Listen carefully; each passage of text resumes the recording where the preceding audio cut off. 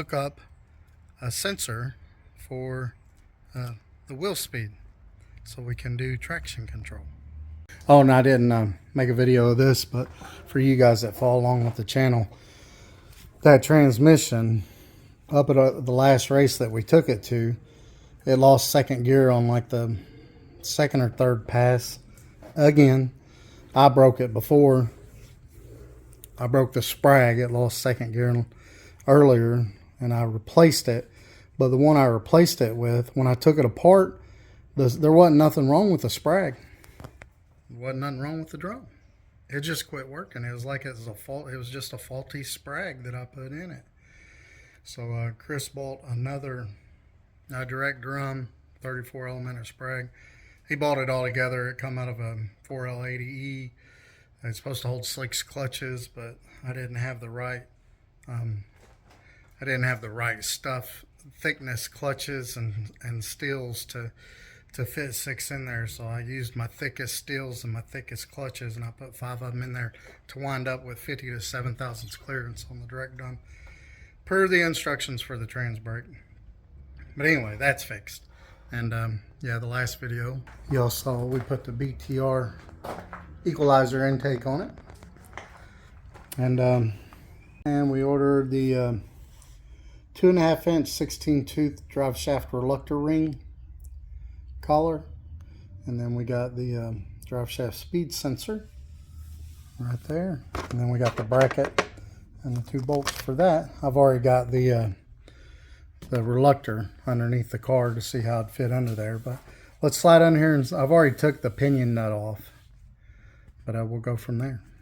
Like I said, I already had the pinion or yoke nut off. We're going to take the yoke off just to make this a lot easier and to make sure we get that Reluctor on there straight. I zipped the nut off with the impact over there, and then I just took this hammer, rubber hammer, and hit on these edges right here, and it's out.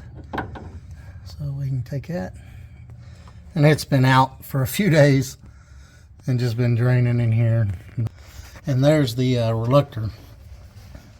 Now usually on most of these, this part's straight and you put it right here, but this one's made funny. But it does have this little ledge on the outside that we fit it on. Y'all can see that. And we'll get a better look at that, because I'm gonna make sure that when you tighten these Reluctors up, there's got to be the gaps got to be the same on each side. So we'll make absolutely sure we do that. All right, put the Reluctor flat. Like I said before, most of these are flat through here, and you can put it through here, but this one goes down and goes right back up. But it's got this little lip on it at the back, and it holds that lip pretty good. So I put it flush right here, and then I loosen one, tighten one, loosen one, and tighten one, and use the old filler gauge to make sure I got that gap just right. And I think I got her. About right.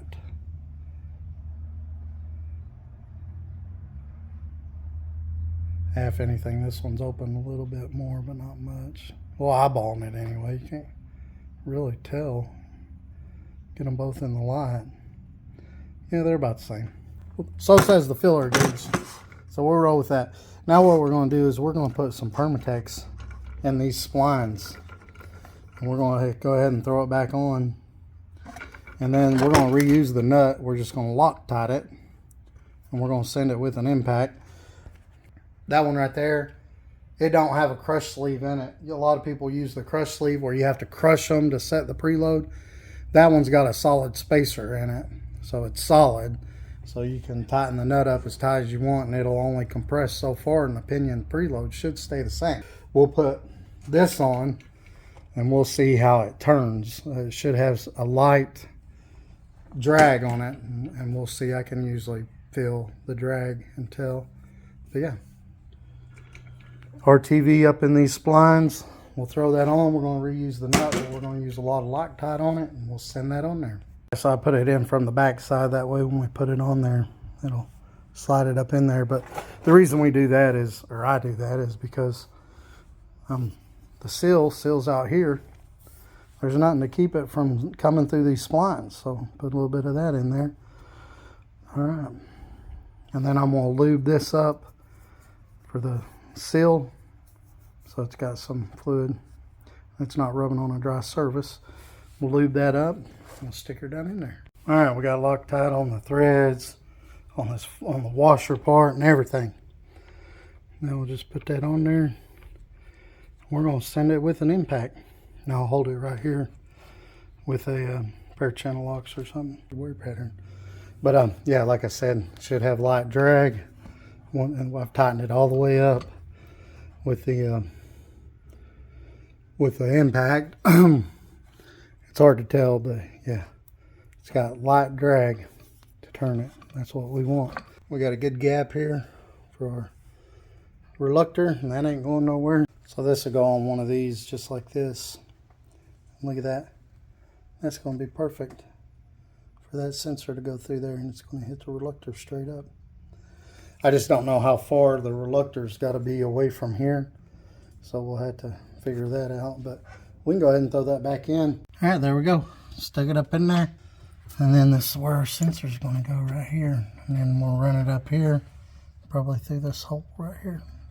Now what we're trying to do is tighten this nut up and keep this bracket straight at the same time, because we want it to land even over the top of that tooth.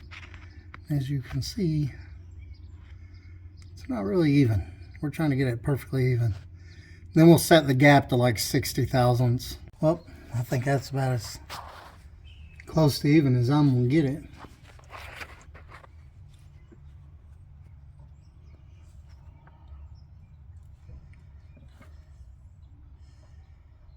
So look even to y'all. About good as it's gonna get. Let's make sure. Let's set it to like 60 thousandths and be done with it. All right, guys. I think that's good as she's gonna get for me.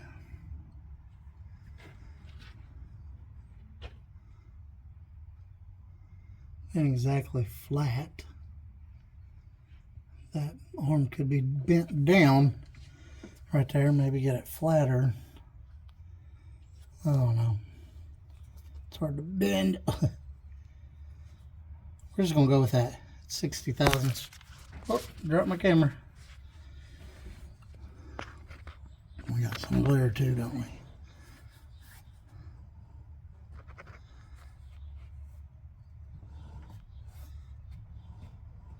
That ought to work. We'll try. Alright, we drilled another hole for that.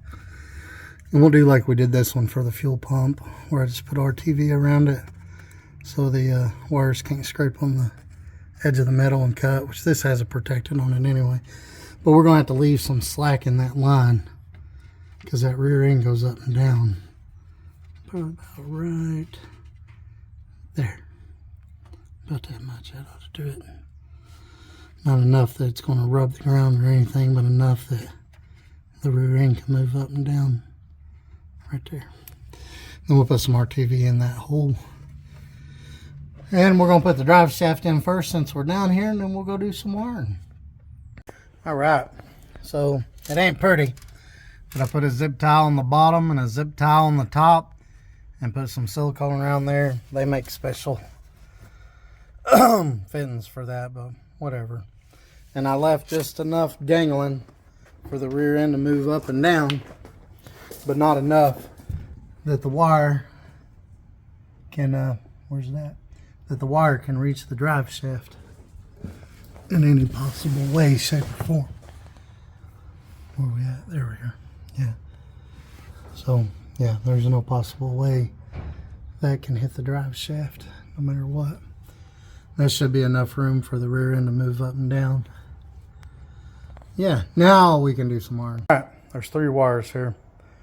Looking up on the, for the sensor, this is the low dollar sensor, but brown is power, blue is ground, and then black is actually our reference voltage. So let's look in our Haltech Rebel book and see what we see which ones we need to send this to. All right, in the book you'll see transmission breakout connector. You'll see there's a 5 volt and a 12 volt. The 1 is 12 volt and the 7 is 5 volt. But that sensor, the low dollar sensor, I looked online, it's 10 volt to 30 volts. So we're going to use transmission supply for the power. So that's going to go to the brown wire on the drive shaft sensor. And then transmission VSS, that's going to be our signal wire. So the from the sensor, the black wire on the sensor, the signal wire is going to go to number 5. All right, then on the tune vehicle speed input right here, you'll see it says transmission VSS. That's why we're running it to number 5. That one says transmission VSS. And then ground on the blue on the drive shaft sensor is ground. So that one's going to go to number 8. I got them marked on the computer there. Drive shaft sensor, brown power. So brown from the sensor will go to pin 1. And then blue from the sensor is ground. That'll go to pin 8. And then black on the sensor is signal. That's going to go to pin 5. Just like we have right there. And the only breakout connector I found was for the T56 in our bag of parts for our Rebel LS. Yeah, see. It won't focus. Yeah, see, transmission. It says T56 on it somewhere, I believe. But anyway, yeah, this is the T56 breakout connector that comes in the bag. Yeah, see, Nexus T56. And these, you'll get some pins that go in these connectors in the bag, but these pins are different than all the rest. They're like a round one. And so luckily my buddy TJ had one, and 2 of these wires already need to be where they need to be, which is the 5 and the 8. Yeah, the 5 and the 8. So I only had to make one more wire. And I ordered some online, but I went over to my buddy TJ's house, and he had one of those little connectors in there. I'll show you what it looks like in here. All you got to do is grab this. This will pull right out. You just grab it with some needle nose pliers right there in the middle, and it'll pull right out. See, it's those type. See, and those are a little bit different. There's something down inside there than the one I got off TJ. Oh no, the one I got off TJ has something down in there too. But yeah, see this piece, you can pull these little red things out. They're just for weatherproof, and you can pull those out, and this whole orange thing will pull out. And in the ledge here, see, you'll see numbers. They're really hard to see. But anyway, that should be number 1, and then down here these should be 5, 6, 7, 8, 5, 8. And up here is 1, 2, 3, 4. And we're going to use 1, 5, and 8.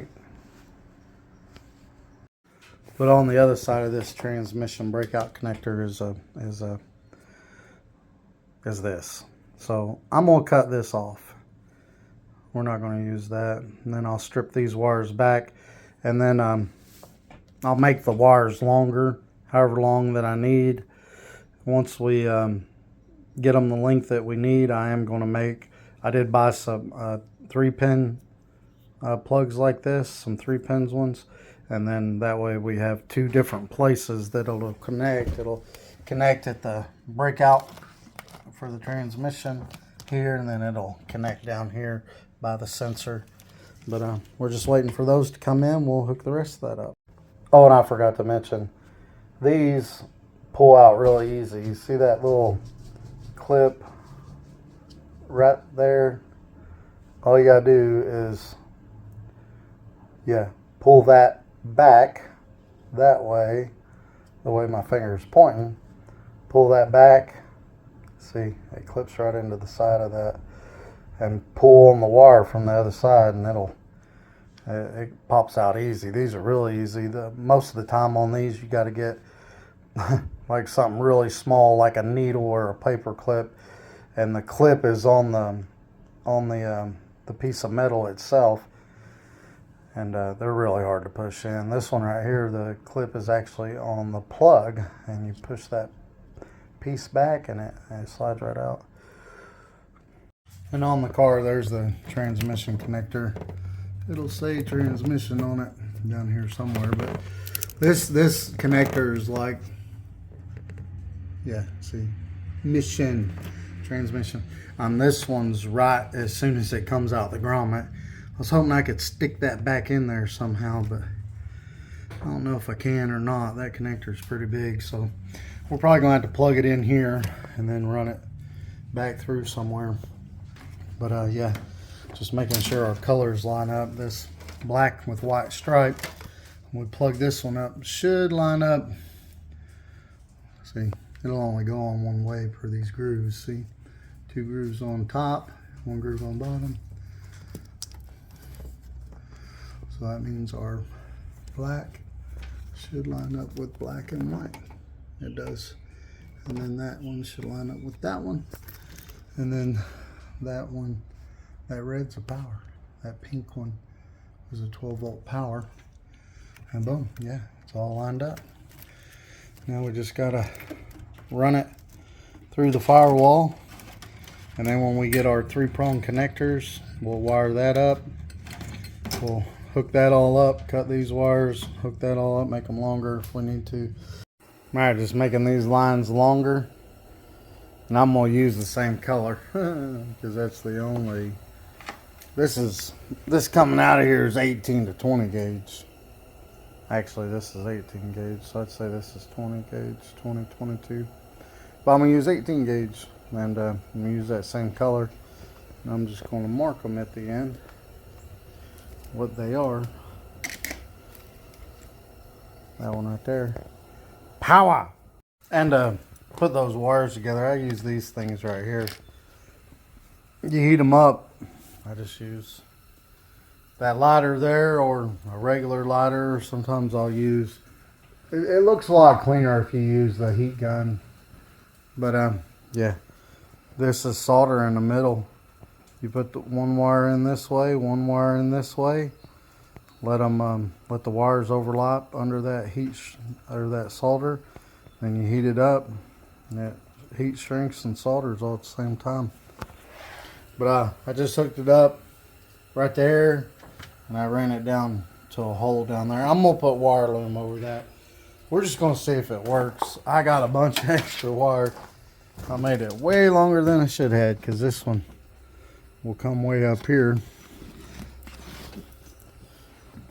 I almost didn't even need to add any wire from this spot. Look. Well, yeah. Oh well, whatever.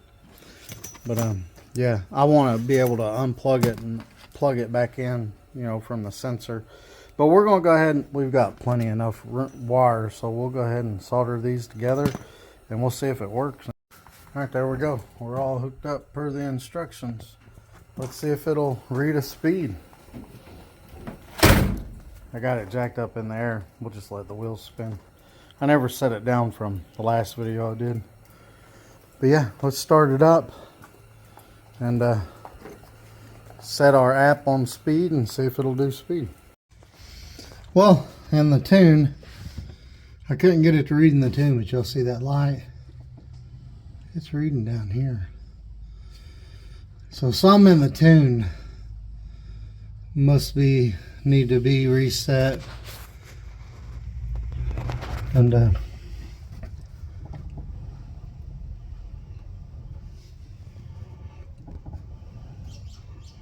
I'm definitely reading. There were some things in the tune that we had to do. We had to set the vehicle speed input, the transmission VSS to following, Hall effect, enabled. It was under wiring, under vehicle speed. And then which is under sensors, vehicle speed, wiring, and then also on vehicles, clicking on vehicle speed, it's got to say main source drivetrain. And we're going to do a front wheel speed sensor so we can do traction control later. But number of teeth, a 16, and max derivative, 5,000 RPM. And then what we have to do is we'll have to drive the car. We have to get it to 20 miles an hour calibration speed. And again, this is under sensors, vehicle speed. And then when we hit 20 miles an hour, you know, with a GPS or whatnot, we hit this calibrate button and it'll calibrate the drivetrain sensor. We ain't done the calibration yet, but it's up in the air on jack stands. All right, I put it on transmission speed in here in between fuel pressure and our coolant temp sensor here on the bottom left in the middle. I got the key on, I got it neutral. We're just going to spin the wheels. Oh, there we go. It works. So the next thing will be these three-way connector plug-ins inside here. I know y'all can't see it, but we'll put a connector on that wire. Make it shorter and put a connector on that wire, and then we'll put it under that carpet with the rest of those wires. Then we gotta drive it around with the GPS, put it at 20 miles an hour, and then hit that calibrate button as we're driving 20 mile an hour, and that'll completely set it. But yeah, it works. Woo woo. We have vehicle speed now. We can see our speed. The next video for this car anyway is going to be a front wheel speed sensor, so we can start doing traction control on this car. And I bought some goodies for my 96 Camaro with the 5.3 with the GT45 turbo, so y'all stay tuned for that.